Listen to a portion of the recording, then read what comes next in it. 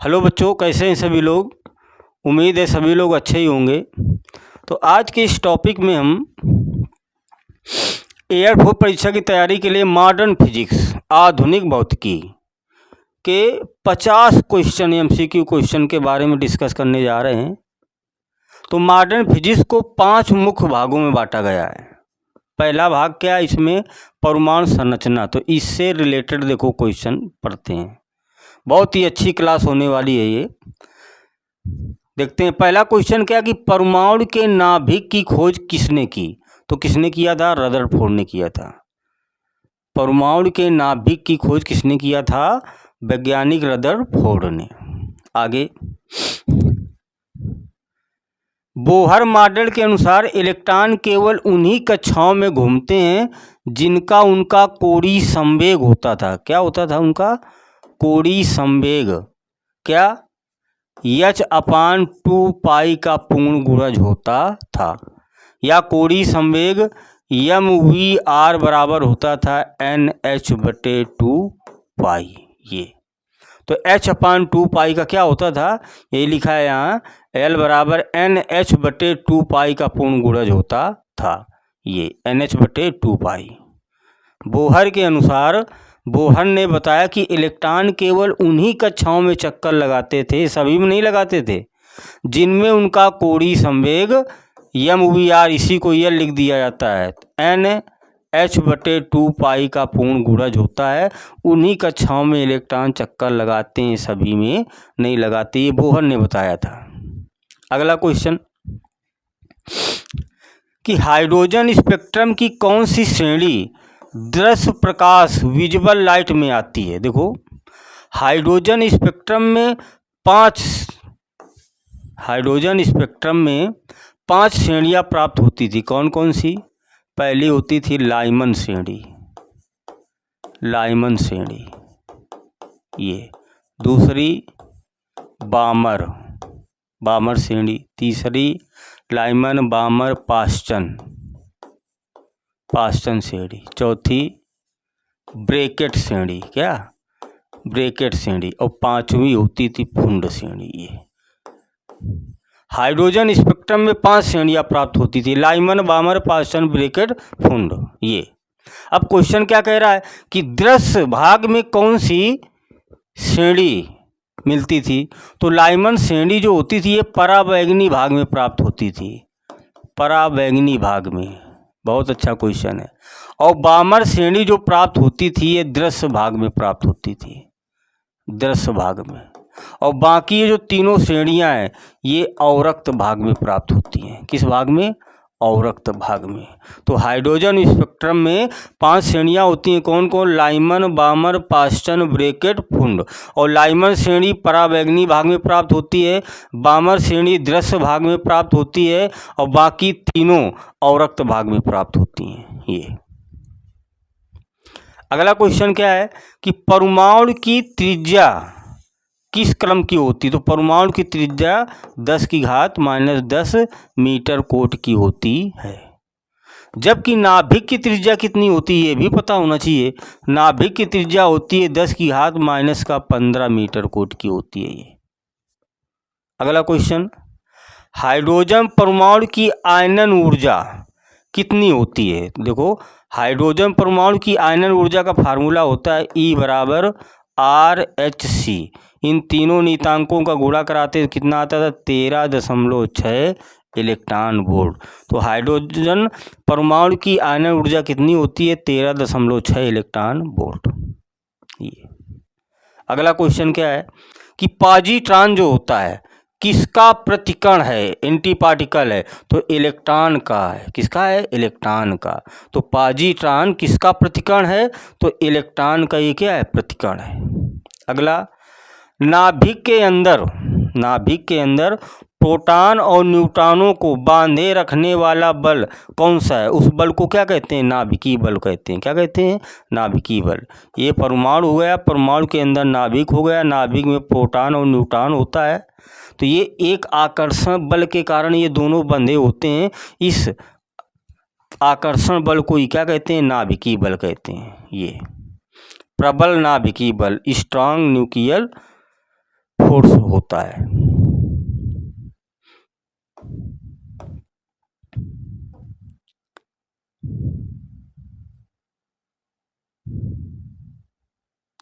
अगला है, कह रहा है सबसे भारी प्राकृतिक तत्व कौन सा है? सबसे भारी प्राकृतिक तत्व कौन सा है? तो कौन सा है भैया? यूरेनियम है। कौन सा है? यूरेनियम। हेनरी बेकुरल, क्या नाम था? हेनरी बेकुरल ने ये सबसे पहले बताया था कि यूरेनियम एक ऐसा पदार्थ है जिससे कुछ किरणें निकलती हैं, रेडियो एक्टिव किरणें निकलती हैं, अर्थात ये रेडियो एक्टिव पदार्थ है। चलो आगे, कक्षा में घूमते इलेक्ट्रॉन की कुल ऊर्जा कैसी होती है? तो कैसी होती है? ऋणात्मक होती है। बहुत है, ये अच्छा क्वेश्चन है, बहुत इंपॉर्टेंट क्वेश्चन है कि कक्षा में घूमते इलेक्ट्रॉन की कुल ऊर्जा कैसी होती है? इलेक्ट्रॉन घूम रहे तो क्या होगा? ऋणात्मक होगा। आगे, लाइमन श्रेणी किस क्षेत्र में पड़ती है? अभी बताया था, पराबैंगनी भाग में। किस भाग में प्राप्त होती हैं? पराबैंगनी भाग में। आगे, नाभिकीय भौतिकी, न्यूक्लियर फिजिक्स। अब देखो, मॉडर्न फिजिक्स का दूसरा टॉपिक है क्या? नाभिकीय भौतिकी। इसके बारे में तो क्वेश्चन देखते हैं। अब सभी क्वेश्चन नाभिकीय भौतिकी के आएंगे। देखो, पहला क्वेश्चन क्या है कि एक AMU एटॉमिक मास यूनिट के बराबर ऊर्जा कितनी होती है? AMU बराबर होता है 931 MeV, मेगा इलेक्ट्रॉन वोल्ट। एक AMU इसे कहते हैं हिंदी में परमाणु द्रव्यमान मात्रक। परमाणु द्रव्यमान मात्रक, ये क्या होता है? एक परमाणु द्रव्यमान मात्रक जो होता है, कार्बन परमाणु के द्रव्यमान के 12वें भाग को कहते हैं परमाणु द्रव्यमान मात्रक। तो एक AMU में सिद्ध किया जाता है, कितना होता है? 931 MeV होता है, एटॉमिक मास यूनिट, परमाणु द्रव्यमान मात्रक।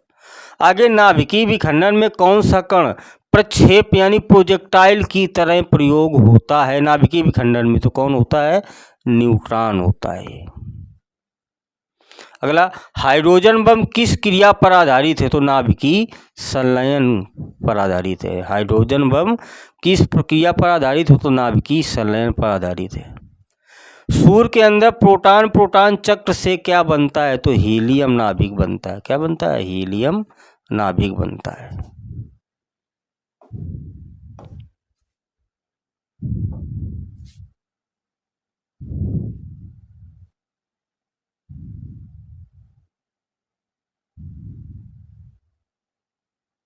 अगला क्वेश्चन क्या है?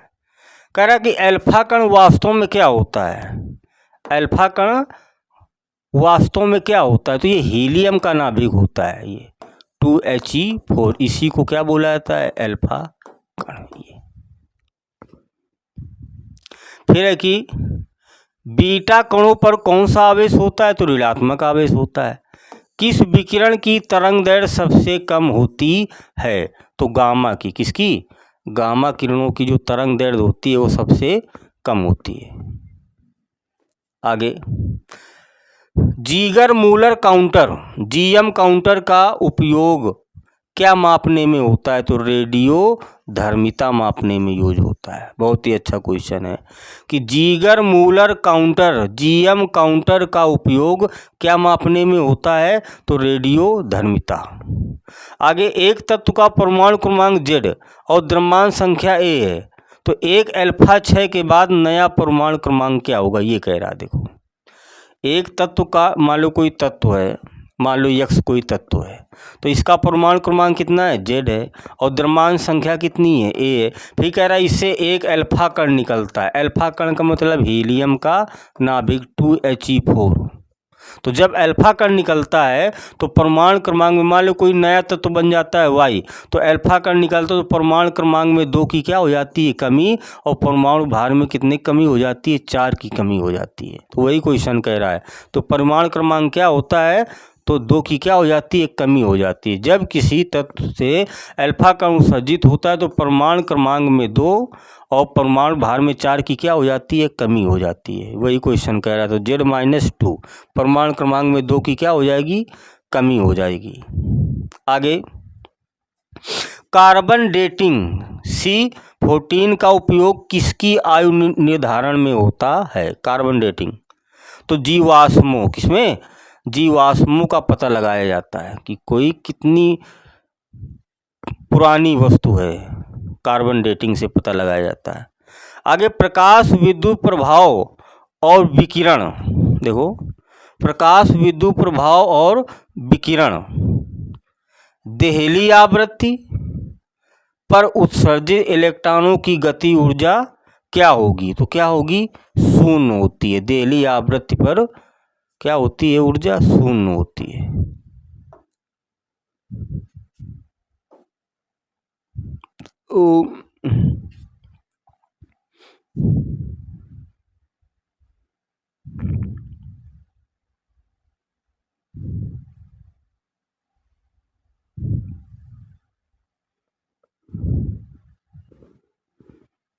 आगे देखो कार फलन का नाम किस पर निर्भर करता है, तो धातु की प्रकृति पर। कार फलन का नाम किस पर निर्भर करता है, तो धातु की प्रकृति पर निर्भर करता है।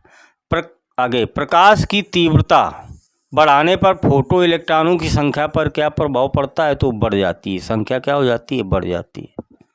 आगे स्टॉपिंग पोटेंशियल जिसे हम निरोधी विभव कहते हैं किस पर निर्भर करता है, तो आपतित प्रकाश की आवृत्ति पर निर्भर करता है।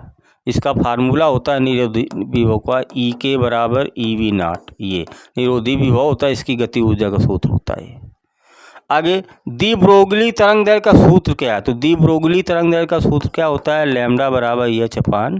ये सूत्र होता है दी ब्रोगली तरंग दैर्घ्य का। आगे डेविसन जर्मर प्रयोग ने क्या सिद्ध किया, तो इलेक्ट्रॉन की तरंग प्रकृति को सिद्ध किया।